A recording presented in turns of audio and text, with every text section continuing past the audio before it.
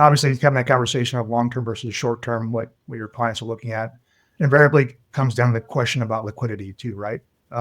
Yeah. What makes sense. I'm curious what your thoughts are when it comes to liquidity in the marketplace.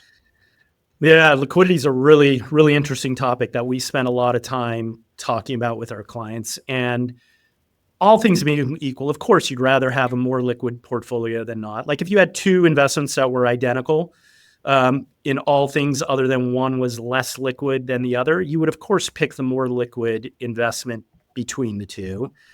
That being said, I think liquidity taken to an extreme can really be a crutch from a long-term discipline investment point of view.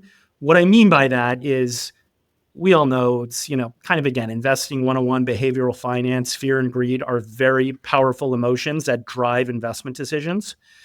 And what we do and all investors try to do is arm themselves against those behavioral biases.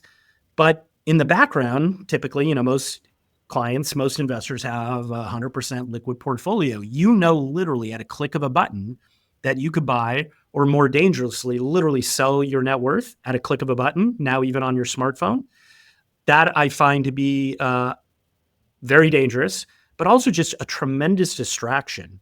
If you think about even just what the word investing means, the word investment is going to have some element of time, discipline, sacrifice associated with it, right? I mean, if you think about investing in your health, in your career, whatever it is, that you're going to spend time and discipline fostering that endeavor.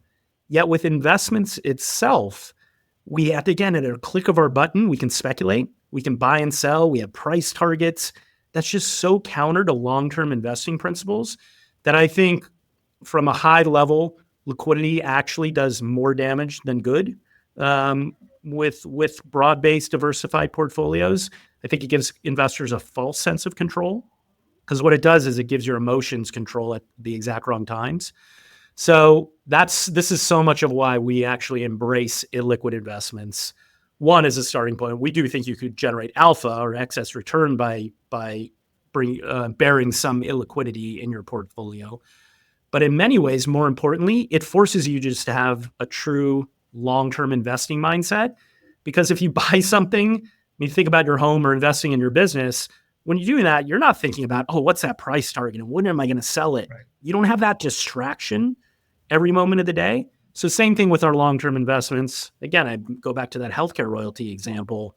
When you go into an investment like that, you're not thinking about, I hope it pops and I sell it in the next month. Right. No, you're making a sound long-term investment decision, and your goal is to own it for years and generate cash flow and hopefully appreciation along the way for years to come.